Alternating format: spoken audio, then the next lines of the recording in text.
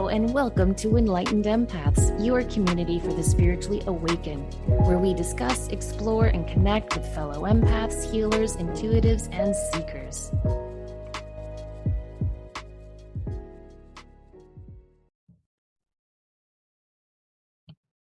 Hello, empaths. We hope your week is off to a great start. We are with you this week to share our questions and stories that you all have taken time to send in. I just love it that people trust us enough and think about us to sit down and take time to email us their questions and their stories, don't you? I really do. And I love when we get feedback that so often someone will say, oh, that really resonated with me, or that really got me thinking about a situation in my own life. And I think that's one of the main reasons we love to share from the community of listeners. Yeah, me too. We got a lot of good feedback on our energy forecast edition that we're starting. Did you see some of those emails? Yes, yeah, that it was fun. It's very fun. Very, very fun. We did get one comment or email, I can't remember, where she said, love the new edition. Please don't have it replace the Community Connection show. And I was like, no, we will never replace this episode. Two different things. Yes. Okay, so our first one says, I was listening to the recent Connections podcast and I heard Samantha talk about anger and how sad anger can be. I thought I'd reach out and give a different spin. My mom, a retired LMHC, used to give a workshop titled The Positive Power of Anger. The premise was that anger as a positive force leads to change and improvement. A couple of examples. Minneapolis, think about the power that group of angry people had in getting policy change, body cams, reduced force, supporting and protecting neighbors. Or MAD, my mom's favorite example was Candace Leitner. Her son was killed by a drunk driver and she was angry. And because of her, MAD, Mothers Against Drunk Driving, was formed. Legislation about drunk driving changed, and it created a whole cultural awareness of drunk and impaired driving. Listening to the podcast just made me think about this, so I wanted to share a different take on anger. And I think that is so true. I've often talked about how, yes, sadness can be turned into anger. If you repress sadness too much, it can kind of pop out as anger. But I have also said that I agree anger can be a positive force. In fact, one of my favorite quotes is St. Augustine, who said, hope has two powerful sisters, and one of them is anger. And I've always thought that was true. It is. And anger can often be, for many people, for myself, for just people in general, anger can force action in a way that sadness or depression or apathy don't. And sometimes it seems like it's the follow-up of going through a really sad, difficult, heavy time. When you start to get angry, it means that you've had enough and you want to make a change. So I think anger sometimes gets a bad name as being, oh, don't stifle it, don't express it. Sometimes, and as in these examples, it changed the world. That was a calling for them. That was especially the Mothers Against Drunk Driving, because I remember when that was instituted, and it did, and it changed things, and it has saved countless lives. So what a beautiful use of anger. Agreed. Our next one, I just finished listening to your show about honoring our daily rituals. Thank you for your timing of this show. Right now, my work is in a big transition mode with changing systems as well as staff changes. I'm trying not to let the stress get to me. Your show reminded me of how important my own daily ritual is and that I've been neglecting it. Before I leave for work, I go to my crystal singing bowl and ring it. The sound, as well as the act of running the wand around the edge, is really calming for me. Takes about 30 seconds and is so settling. I'll be more mindful of including this every morning. Again, your timing always seems perfect to me, and I know many other listeners. Oh, thank you. And you know what I love about this one is that 30 seconds and it's so settling. That's perfect. It really is. And that's what we were trying to do in that episode, is say it doesn't have to be this big commitment or this whole thing or you have to invest in that. It's just these little daily touchstones that remind us of we are a soul living in a human body, but we have to connect within. And ringing a crystal singing bowl, oh, that's That's perfect. Well, when I worked at the school, I had a bowl of tumble stones. And every time before I'd leave the house, I would close my eyes and I would take a deep breath and I would reach in and say, what do I need today to carry with me? And I would always pick up one or two stones out of this beautiful dish of tumbled stones. And I thought those are little simple things that if you work from home, you don't tend to go and do that kind of stuff, but it's a good practice. It's It just really little is. stuff. Yeah, little stuff. I had a friend who recently had her first sound healing experience. She went into one of those spa places that does a whole hour session. Hmm. It was life-changing for her. She was like, I think she said he had like 40 different singing bowls. And the first 20 minutes, she was like, it was nice. I was just laying there. There was a lavender pillow over my eyes, but that was it. And then, boom, like she saw all these lights and felt amazing. But she said afterwards, people were coming up to her. It was like they were attracted to her high vibration. Yeah. And I just think that's the coolest thing about working with any of these metaphysical modalities, the beautiful impact it has on our aura. Right. And sound. Sound is seeming more and more important lately. Yeah, and science is backing it up, which you know we love. Yeah, we Okay, do. our next one says, I was listening to your recent podcast about unlocking the science of intuition, and there was a discussion about ways to increase dream recall. I have a technique I've used for most of my life that works really well for me, and it might for others. It's a simple process where, in the moments after a vivid dream, when I briefly come awake or partially awake and am still retaining the dream, I give it a title. I choose a 2 or 3 word descriptive phrase that reflects the most important element of the dream, like salsa dancing bear or grandma's house. It seems like that phrase then implants into a different part of my brain from the dream. I repeat it to myself a couple of times as I drift back to sleep. Then in the morning, when I'm waking up and trying to remember if I dreamt anything, the title will pop into my head, and I can use that gossamer thread to pull up the rest of the dream. At that point, I write it down in my dream journal if it seems significant. I love that idea. Oh, that's a great idea. Yeah, it's a wonderful way to also send a message to your brain. Hey, I'm giving this a title. That means it's important. File it away.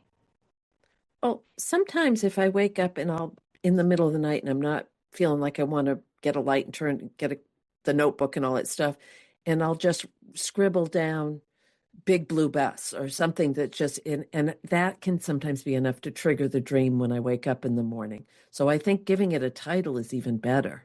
I love Yeah, I that. do too. Thank you so much for sharing that. Yes. Um, the next is I have a question I've been wrestling with for a long time as an empath that came up again when I listened to the episode with Neil Donald Walsh and Steve Farrell. One of them mentioned that he learned to disagree agreeably. And while I like the idea of being kind no matter what, and have tried my best to align with that concept, I wonder if there's a limit we hit after which there's a point of no return. Think of dictators like Hitler. I don't think more loving and disagreeing compassionately would have done anything to someone like that. War was necessary to make him stop. I have a feeling that empaths are told to be kind and understanding, but truly it can almost be a catalyst for evil to persist because we don't stand up and get angry enough to fight when someone has views that are detrimental, leading to long-term destruction. So even if we are all one, can we compassionately judge and fight someone? I wish there were more discussion around that. I've not come across a good solution for spiritual folks who always take things on and work on themselves with too much compassion. But at the end of the day, when someone is attacking you with a knife, you can't sit back and disagree agreeably. Hmm. That put me into ponder mode. Well, I mean, I understand where she's saying. I mean, there is a point where it's hard to just say, let's agree to disagree when you're dealing with these heavy situations that she's talking about. I think what those two lovely men, Steve and Neil, were talking about was just how we're so divided as a culture in terms of our beliefs and our views. And I think they were trying to say there's a way that we can still come together.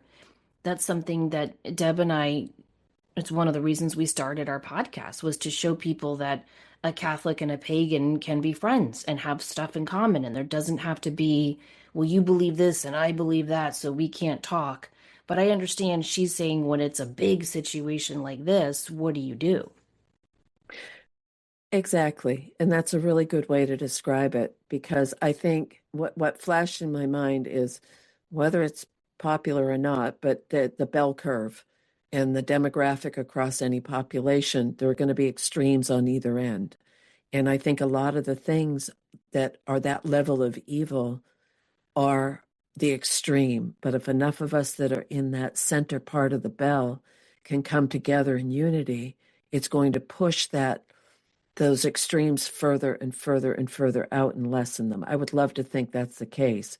So no, I don't. And I think another part, my own personal opinion, is that there are certain things that you are deal breakers. They're non-negotiable. For me, it might be children who are being abused. Or old people who are being neglected, or animals that are being tortured. I have no tolerance. I have none, and I will fight like a bear for that. So I think it depends on is if you're united, and this is just again, if anyone is taking issue with this, just please contact me. I'm not speaking for our listeners or for Samantha or anyone else, but I I think yes, we can come together and fight against those extremes, but we also need to come together and unite against the things that really will bring us together and bring us stronger. So in that sense, I do agree with Neil Donald Walsh and Steve Farrell. Yeah, yeah. It's just so divisive right now. It's almost like people are reinforcing those differences to separate us. I read a post the other day on someone that was on a specific list that is quite prolific right now in society of who's on the list, who's not on the list. And it was a spiritual person who was listed. And I it think was we this, know who you're talking about. but I'm being polite. I'm being very, very polite. And the person who put this post out was saying that, if you're in a spiritually based business and you're not speaking out against this, then you're complicit and your silence is just as bad as what they did. I don't think that's always the case. I think her But question is incredibly well stated, and I think the reason why more people don't cover it is because we don't know the answer. When you're dealing with someone as angry and evil as, the example our listener used of Hitler, you can't sit him down and say, let's just agree to disagree. I mean, you just can't. They're not going to. So I do think in those cases that spirituality is beyond our human comprehension, that you're aspect right. of spiritual compassion. And the perfect line in this email is, so even if we are all one, can we compassionately judge and fight someone? And I think that's the key word in all of this is, are you coming from a place of compassion and really wanting to make a change, or are you coming from a place of anger? Right, right. That is contributing to the divide. Exactly. Yeah. Great question. Great email. I still believe it comes down to loving ourselves. Like I've always said, if I had one wish in the world, it would be that everyone unconditionally loves themselves. Because if that were true, unconditionally loving ourselves, I don't think we would have all of this angst that's going on. I think it's a step in the right direction at the very Yeah. least. Yeah. Okay, our next one says, I am someone who has had countless experiences with phantom smells, and I've grown to feel and believe these are nudges or messages from spirit. Some will come back over and over. Some will wake me right out of a deep sleep. Some I have experienced only once, but it was so strong I never forgot it. It is worth mentioning on the medical end of things, I have actually gone through all the possibilities with my neurologist. I have suffered from migraines since I was school age, and I know phantom smells can often be related. However, what I experience with a migraine is very different. With a migraine, any smell or light will make my headache worse. It's as if my senses are on overdrive after the migraine begins. Simple household things like soap or food during a bad migraine will force me to cover my face to block the smell. So, what I am referring to is very different. These phantom smells are never occurring when I have a headache. When I smell one of these brief but strong odors, it's as if they stop me in my tracks, and it's all I can focus on in that moment. They usually last maybe a minute or two at most. If I say to anyone else around me at that time, "Do you smell that?" it will often go away. And no, the other person never smells it. I have grown to find comfort and reassurance from my loved ones who are with me in some of these experiences, like the smell of my grandfather's tobacco chew, strong cigarette smells, fresh roses, or an odor that takes me back to childhood, like the smell of Barbie doll hair. Another odd one. No, that's not an odd one. Can you not smell that right now? A Barbie doll hair. I can, yeah. It does take you right back to, kneeling on your carpet over the Barbie house, brushing her hair. Anyway, she says, I have also had periods where I will smell foul things, burnt toast, vinegar, electrical smells, rotting or dying flowers, similar to if you left a bouquet of flowers in a vase too long. When these type of smells occur, I can't help but feel it has to do with something negative. I pay attention to these things I'm feeling in that moment. If I'm struggling with stress or anything that may be going on when it occurs, sometimes yes, other times I'm left confused, wanting to know more. I'm not sure that these odors are truly negative in nature, but they don't feel the same as the other more familiar scents do. It's more of an uneasy feeling.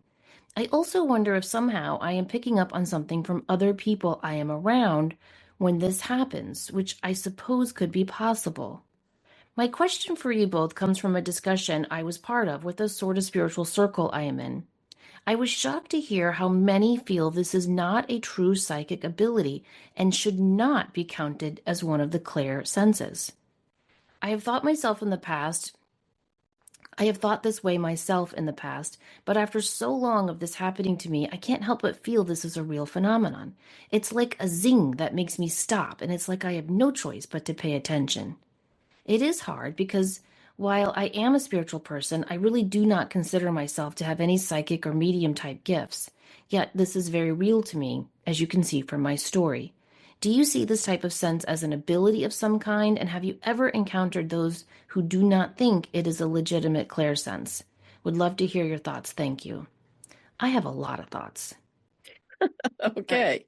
Well, first of all, you guys know one of my favorite things to do is to read books on intuition and psychic ability that are out of print, like going back to the late 1800s, I think, are some of the earlier ones I've read, but a lot of Rudolf Steiner, a lot of stuff from the 1920s and 30s, and then, of course, all the modern stuff. I have never read a book by an intuitive person who does not believe in clairalience, which is clear smelling. It's the ability to smell things that are not physically there. Have you ever met someone who does not believe in that ability?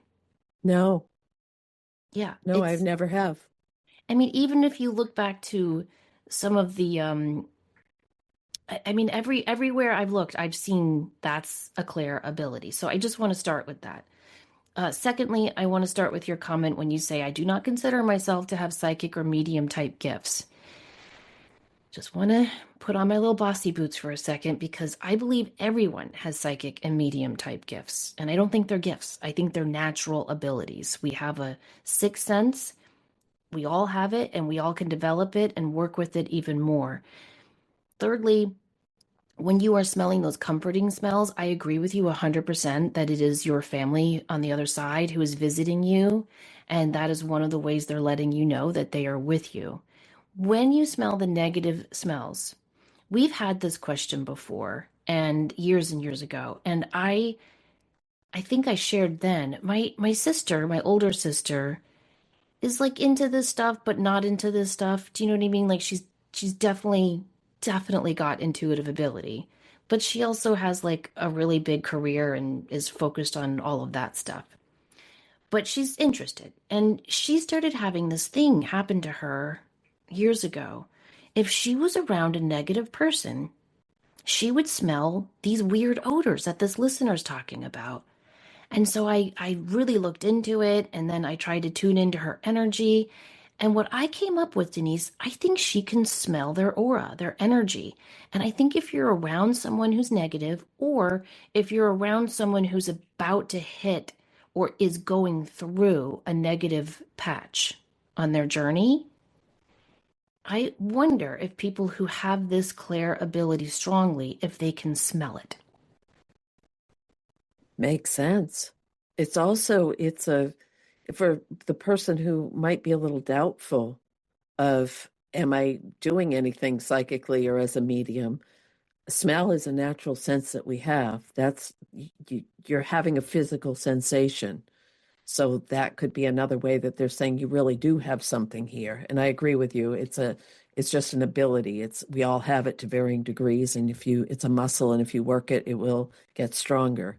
I think the big detriment is when we start comparing what someone else is able to do and what we're not able to do, or we do it differently.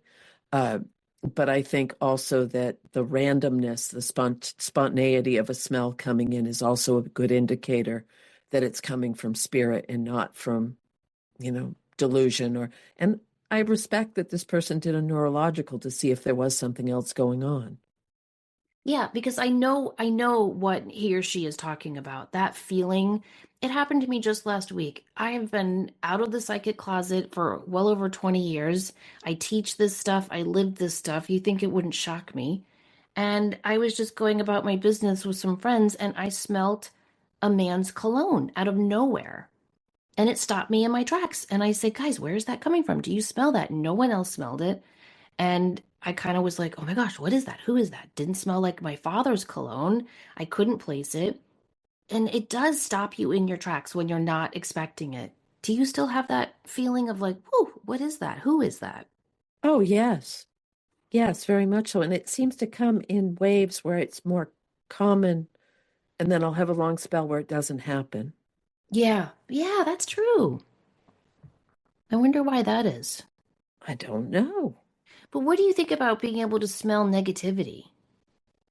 Well, when we've talked about um, darker energies, or people who have gone ghost hunting, or people who have worked in buildings that held a lot of negative spiritual energy, or all the dark woo-woo stuff that isn't my favorite, a lot of people have always said that there's a smell associated with that there's a dankness, there's a heavy earth smell, there's a putrid smell. And some people get that, some people don't. I do think there's a lot with the smell, and it's just a natural way for spirit to get in touch with us. We're lucky. We have so many ways they'll get in touch with us. Yeah, I agree. And I think this is just an indicator that you do have this intuitive ability. And I would lean into it. I really would. And when you smell the negative odors, pay attention to who you're around. Pay attention to what's going on in your life, to what's going on in their life. And when you get the positive odors, like from your grandfather, always say thank you.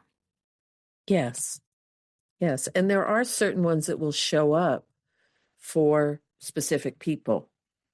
So even though my father's quit smoking years and years and years and years ago, before he passed, years prior to his passing, I sometimes get the smell of cigarettes around him. Yeah, makes sense. Yeah. Okay. Um, our next one. I'm absolutely thrilled with the February energy forecast, and this will be a monthly episode with energy readings and picking crystals and tarot cards for the month. I love that. We loved it too. Here's my listener question. Okay. I listen to your show every week. You always have a positive message to share. You've done a show last year about spirit guides and animals. Denise said you could have an octopus be a guide. I joined a drum circle last year, and I also started to learn how to journey. I went on my second journey to find my spirit animal, and I met an octopus hanging out in a bunch of tall seagrass. It was dancing in the grass, extending its tentacles towards me. It really was a cool experience. I thought of you guys when this happened and wanted to let you know that synchronicity really played a part in my life that day. Thank you both for all you do. Well, thank you. And it's so fun because if anyone has ever done journey work, it's as real as you and I are talking right now. And you're able to step out of that linear reality of an octopus wouldn't act that way and actually have an interaction with their energy. It's one of my favorite things. And how cool to have an octopus. on Yeah. your team. Ugh, if Yeah. anyone hasn't seen the documentary, My Octopus Teacher, please go watch it. They're such amazing, amazing creatures. Okay, our There. next one says, thank you for your show. It has become part of a wonderful weekly routine, whether I'm listening while walking or drinking a cup of tea.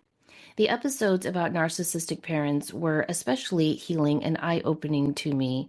Before your introduction, I never heard of that before.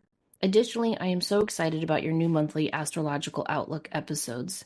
Though I've been listening to psychic teachers since around 2012, wow, thank you, and enlightened empaths since its inception, I have always taken on a lurker role, never sending a single letter, though I did draft a few. I'm writing to you today to share a story and to share an idea and a request for a future episode. It's a long story and a little sad, but stay tuned for a happy ending. My husband and I got married on November 1st, the day after Halloween, because we both love the spooky time of year. As part of our wedding festivities, we participated in Halloween events happening around town the day before. While most of the time was joyous, there were awkward moments sprinkled throughout the days leading up to the wedding, as my husband and I set boundaries with certain family members. Let me pause here to give some background. My relationship with my father has always been painful. As the oldest child of three, his expectations for me were extremely high. At the same time, he continually put me down, compared me in a negative way to my siblings, and constantly tried to change parts of my personality and preferences that did not match his image of me. Additionally, as punishment, he would use physical force and restraint, which left my siblings and I walking on eggshells, afraid and unsure of what would upset him next. He is also highly religious and repeatedly used the fear of God to guilt trip us.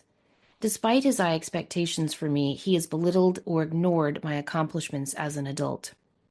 Due to these factors, I have struggled during my childhood and most of my adult life to state my ideas with confidence, be assertive, set boundaries, and stand up for myself. Though it has been scary and challenging at times, becoming a teacher helped me tremendously in coming out of my shell and stepping into my power. While becoming a teacher was the result of a longer period of growth, there was also an event that happened the day of my wedding that supercharged me.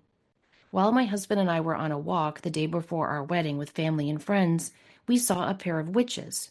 As we continued to walk, more and more people dressed up as witches of all sorts. Some were wearing pointed black hats, while others wore white and flower crowns. There were even a couple of wizards. By the time we reached the rendezvous point, it was clear we had stumbled upon a gathering of witches. The witch in charge instructed everyone to form a circle in order to perform a spell. I was not dressed as a witch, but I still wanted to participate. I stood in the back behind the circle, and following the prompts, performed the welcoming in and releasing spell. The releasing part was especially powerful. The thing that I chose to welcome in was personal power, and the thing that I chose to release was being afraid of or intimidated by other people. Interestingly enough, my dad was also there, and while I was silently performing the spell with the others, he tried to interrupt me several times, but I kept going. I felt amazing after that spell, as if something had truly changed in me. Then, the day after my wedding, something new happened. I stood up to my dad. I'm not necessarily proud of the way it went down. I could have been more tactful.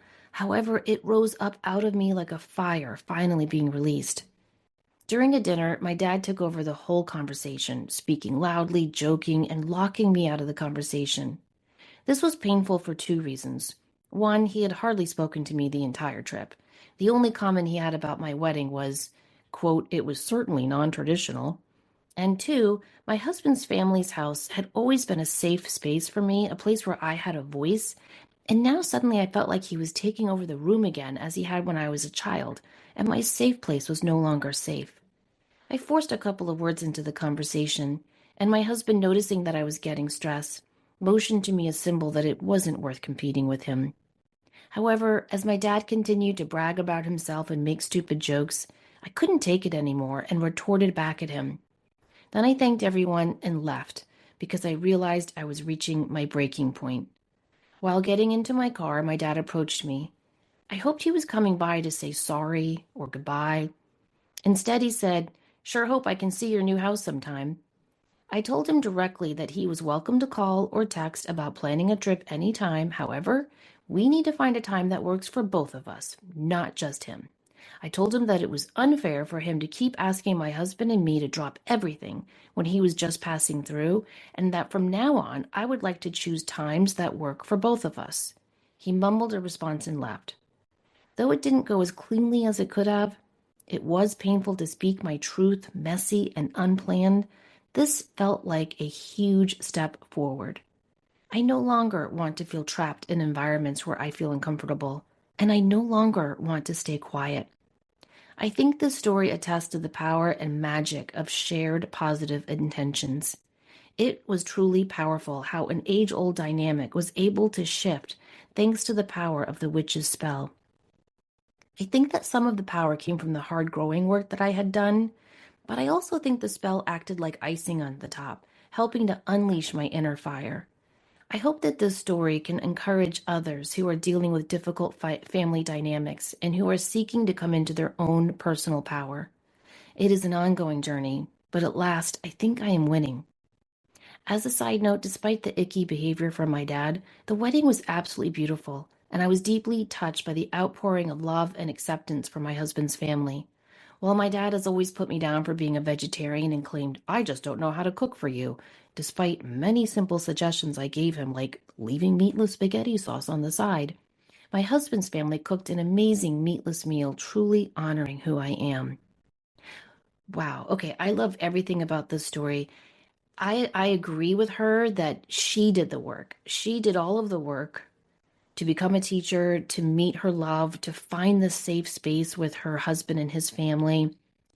But there is something magical that happens when we come together as a group. You can call it a spell, you can call it witchcraft, you can call it intentions, whatever you want to call it. There is something magical when we're able to have that group energy and give voice to what it is we really want to bring in and what it is we want to release. And so I think she's right. It was like icing on the cake of all the work that she had done. And and I just want to really applaud this listener for taking the time to write this, but also for doing the hard work of confronting her dad and really finding her voice in that. I Yeah. wrote a newsletter. I wrote it in January, and it's basically a confession, Denise. It's about how I don't really miss my mother now that Mm-hmm. she's gone. And that just sounds awful. And the reason why I say it was like a confessional newsletter is because it feels sinful to say that, right? Yeah. And I've gotten such beautiful, beautiful feedback from readers. And I really appreciate each and every one of those emails because it was so hard to say that and to give voice to it. But that's how we take our power back, is by shining a light on it. And I just think it's so important. And I'm so grateful that she did this. And you know what? Her dad may never get it. Never. He may never, ever say, oh my gosh, how amazing that you have this fantastic career and you met this wonderful person to share your life with. And there was a lot of stuff I might have done wrong in your childhood. And I'm so, she might never get that. She might always get, I don't know how to cook for you. All I know is meat and potatoes, right? That might, but it doesn't matter because she gets it. She saw it and she gave voice to it. That's where the healing happens.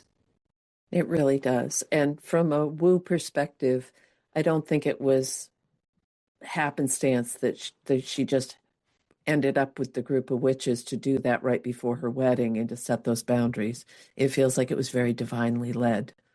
And the power of working together in a group it's the battery pack mentality. We feed off each other's energy and bolster our own. It's a beautiful way to come together and to amplify any kind of intention or meditation or work with spirit. Yeah, yeah. And if people want a more scientific proof of that, Lynn McTaggert's work, The Power of Eight, would Mm-hmm. be a great place to start. Okay, so this lovely listener has a PS. She says, I've noticed a lot of listener mail recently related to teachers, and I was wondering if you could do an episode about an empath's guide to teaching.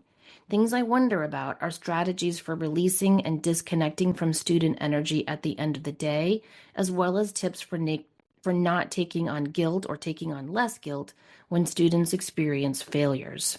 That's a great idea. It really is. It is. I think we should It, add that to our list. I agree. And I, over the years, found that many, many, many empaths end up in the teaching profession, and many leave because they haven't mastered those skills that she's talking about of being able to disconnect. So Yeah, it's a lot. it is a lot. Uh, Going in a different direction with the next one is I just listened to your podcast episode about missing who have returned. I wanted to share with you my experiences. I'm a 61-year-old female, and this started happening to me when I was 13, but don't think I actually disappeared like they did in the podcast. The first time it happened, I was 13 in the eighth grade and in math class. The teacher started calling my name to answer a question, and it was like I woke up from a nap or something. I had no idea how I got there or what was actually going on. This happened a lot until I was 29. The last time I was taking college classes and just woke up in an accounting class because the teacher was calling my name. No idea how long I'd been gone or missing or whatever was happening. I was married, had 2 kids, a job as a waitress, and going to college. It still messes with me to this day. How does my body go on and do everything it's supposed to do, but I have no memory and no idea how long I was out? Weird stuff does go on. Oh, it certainly does. That reminds me of that. Have you ever read that famous doppelganger story of the teacher? I think it was in France in the early 1900s, and she kept losing her job because she would be teaching, but people would witness her walking outside the classroom. And same thing, like she would have no memory of teaching that lesson plan, for example, for those 20 minutes that her doppelganger was seen walking somewhere else. And no one knows what to make of those type of stories. No, and it's this feels very similar to when you're driving and then all of a sudden you don't remember having the road that you've driven to get there. You snap out of it. You've been so either spacing out or thinking about something else, or and you had the muscle memory to keep driving. You had all of that, but you don't remember how you got there. And it is unsettling. I wonder if quantum physics is really starting to give a lot of credence to the parallel lives theory. And maybe when this listener doesn't remember these times, it's because the parallel life was having a bigger episode and needed more energy. Oh, well, that's an interesting thought. And I mean, of course my practical would go, is it some type of a petit mal seizure? Is it something where you're blacking out? Is it something where, so going back to the question we did a few minutes ago, is there a neurological reason this is happening? But the fact that this person distinctly remembers each of the times that this happened or can give voice to something that happened when they were 13, it it's not just a passing thing. It was something that physically, mentally impacted them to remember the details of it. Yeah, I don't know. Um, I think it'll always be a mystery, at least in our yeah, lifetime. yeah, but it's fun to think about. It really is. Okay, our next one says, I just listened to your December empath show, which, as Denise would say, I love, love, loved. I love the shows when it's just the two of you. You're like the wise sisters I never had. Oh, thank you. As someone who had a very narcissistic father and a fairly narcissistic mother, I would love to hear what you have to say about difficult mother daughter relationships. I'm a fiction writer, so I'm not one to talk about being open and vulnerable in published work, but I say very hypocritically, I'd certainly love it if you were. Well, as I just touched on, I am starting to talk about it more and write about it more, but I do think it's such a taboo to speak poorly of our parents. And I do think that taboo is lessening, which is really, really good. But there's something I think very, very impactful about a difficult mother. A lot of people, there's not a lot of expectations placed on dads. You ever notice that? I I think it mean, depends on the circumstances, well, but that's true. okay. But Yeah. I just mean, like, there's a lot of dads who, after divorce, they see their kids like twice a month and they're like, good for you for staying connected. Whereas if a mom did that, it'd be like, that's terrible. I remember when I had Olivia, my first child, and her dad, Mike, was great at taking care of her and helping me. And my mom was over and she was like, you changed diapers? you're such a good dad. And I was like, wait a minute. Is that the marker of a wonderful parent now? You do the bare minimum? So I just think the expectations on moms, physically, emotionally, spiritually, has just been so much harder than on fathers. And because of that, when you have a difficult mother, I do think it's a heavier loss in some ways. Not well, I don't want to compare. If you don't have a good dad, that's just as bad of a loss. There's something about a mother that you need in a unique way. And so I do think it's really, really hard. Two books that helped me a lot, Dr. Carol McBride's Daughters of Mothers Who Can't Love, instrumental. And anything by Susan Ford, her book Toxic Parents, but she has a lot of other really, really great ones. But yeah, I'll definitely be writing and talking about this more as I become more comfortable with it. And I hope you check out my newsletter.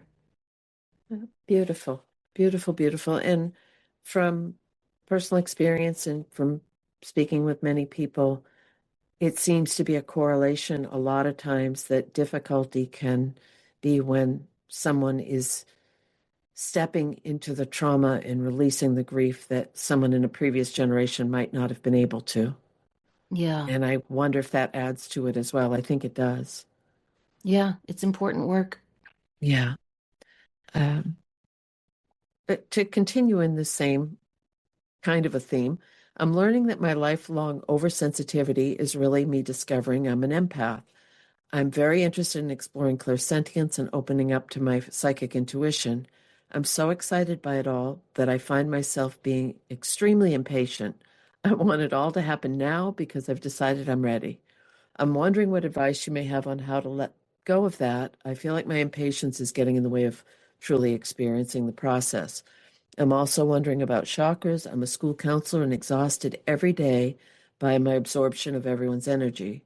Recently, I've been very intentional about closing the doors to my chakras and protecting myself energetically during the day. If my chakras are closed all the time to protect me, am I limiting my ability to truly connect to my intuition? Am I cutting off that connection? I don't know if I should leave some chakras open and close others or just work on closing them in the moment when I need to. I don't want to inhibit my ability to hear my intuition, but I also want to stay protected. And being any type of a counselor, being in a school, being in that's a lot. And the fact that this person is talking about it is being empathic, it's not just oversensitivity, is huge. But you have some beautiful, beautiful techniques for this that you've Well, shared in your books. I think that it depends on who you are, right? So a lot of intuitive teachers say to keep your chakras open all the time if you want to get intuitive hits. I tried that. It did not work for me. I was spacey, flighty, forgetful. It just was not good. Other intuitive teachers will say, leave your root chakra and your crown chakra open to keep that connection flowing. That also did not work for me. I took on too much. So I keep my chakras closed as much as I can. Now they're going to open. They're going to open all on them on their own, right? If you are just going through your day and a song comes over your speakers at work and it reminds you of your father who died 4 years ago and it makes you sad, your heart chakra is going to open up. But if you consciously keep them closed and shielded, I think it's going to help you more as a school counselor so that you're not absorbing everyone's energy. What I always do is I open and spin my chakras before I meditate and ask for intuitive information that way. So I don't want to get intuitive information all day long. I just don't. Do you? No, no, and I think it if you are going to keep them open, is just have some kind of a not to block, but the only way I can describe it is an energetic little force field around you, so that you can. I shared this once a long time ago in an episode that I worked with some toxic people, and this sounds a little wingnut, but it actually did work is I went in early one day and I went to the door of the room that I was working from, and I visualized and I asked for prayer and meditation protection to build a almost a filter so that when people came through, it would only allow the people who would come in with good energy to come through that doorway. And honest to God, there was a person who was a burr in the saddle for me, not an easy person to be around. And I can document 3 times that person walked up to the door, turned around, and walked away. So I think sometimes we can do the same thing with our energetic field is I want to allow this intuition to come in, but I don't want to be overwhelmed with it. And I do the same thing you do. I open things up before readings. I shut them down. I don't go into big crowded places wide open. I don't want to. I don't want to pick all that up. No, no, for sure. Now, in terms of her first part of the question about impatience, Mm-hmm. can we relate to that? I know I can. It doesn't go away, does it? It does not go away, no. But I was definitely impatient because what happens usually when you're opening up is something happens that's so undeniable. You're like, "Oh my gosh, I think I'm intuitive." And you get really, really excited and you want that amazing thing to happen again and again and again. But that amazing intuitive hit or precognitive experience or whatever it is for you is usually your guides just kind of giving you a preview, a trailer of the movie that's to come that you're going to be in, right? But you have to do the work to get there. And intuition is a muscle. And just like you have to work really, really hard to put muscle on your body and to shape that muscle, it's the same with your intuition.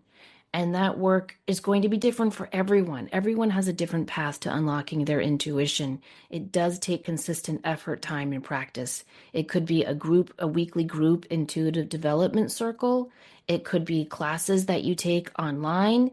It could be daily meditation or at least weekly meditation.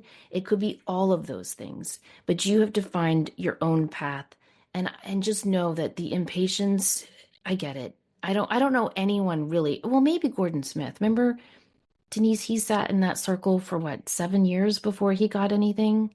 Yeah. And he was just happy to be there and happy to meditate with a bunch of friends in Scotland every Friday night. God bless him. And now he's one of the world's best mediums, definitely Europe's. So his patience paid off. Uh, I'm not like that. I definitely, and I think your guides will know. They'll know. Okay, she needs to do the work, but she's impatient, so we got to give her some validation, some good grades along the way to keep her going. So you will get more strong as you go along, but it does take work. Yeah. That's why And community is so important, so you can talk to people about those frustrations. I agree. I definitely agree. And that it does ebb and flow. I mean, isn't it fun when something comes through like, oh my gosh, this is so spot on. It's a great hit. And then there's dust bunnies and tumbleweeds. So we're not in control of it No. as much as people would like to think you can just flip at the breaker switch and have it all come pouring in. But my favorite thing is that you're never going to be the best. And I love that because it makes it an equal playing field, doesn't it? Yeah, and it keeps us striving and seeking and honing. Yeah. Okay, our last one came through a couple of months ago and I never saw it. So I just want to say sorry to the listener for not responding to this lovely email, but sometimes we get inundated. It says, I was just listening to your Community Connections episode on Enlightened Empaths, and one of your listeners spoke of how they found themselves resonating with other listeners in their stories. I feel the same. I usually listen to your podcast on my way home from work to help put me in a better mood when I get home, and it always works without fail. Your stories, anecdotes, and guidance always seem to come at the most needed time. Well, for me at least. I too feel a major shift in the world, but I wouldn't call myself an empath or an intuitive, just an average person who is fascinated by these things. Please never stop giving your light to the world. Thank you. Isn't that beautiful? That is very nice. It's very nice. And it, you're not better or worse because you feel things more than someone else. So I think that getting caught up on the label, but I love that. I think we're all just average people that are fascinated by things. Isn't that a great way to be on the planet? Yeah, it really is. But I hope listeners hear that, and especially listeners who have sent in their stories and questions, because it really is helping so many people to Yeah. hear that we're all in this together, that we're not alone, that that there's a safe place to share strange things like, why do I smell this and no one does? Why do I have Yeah. this missing time? Like, there's very few places you can just pop that out in a conversation, you know? And I would feel really confident saying that everything that we've ever shared on these community connections, there has been someone somewhere on the planet that it has resonated with. It might be one person, it might be 500 people, it might be 1,000 people, but it made a difference for somebody. Yeah, And I exactly. love that. I feel really Me, humbled by that. me too. Me too. So, if you would like to send in a question or story for our next community connections, you can email us enlightenedempaths@gmail.com. Thank you guys so much for listening. If you enjoyed this episode, please share it with a friend or leave us a review so we can continue growing our community of empaths.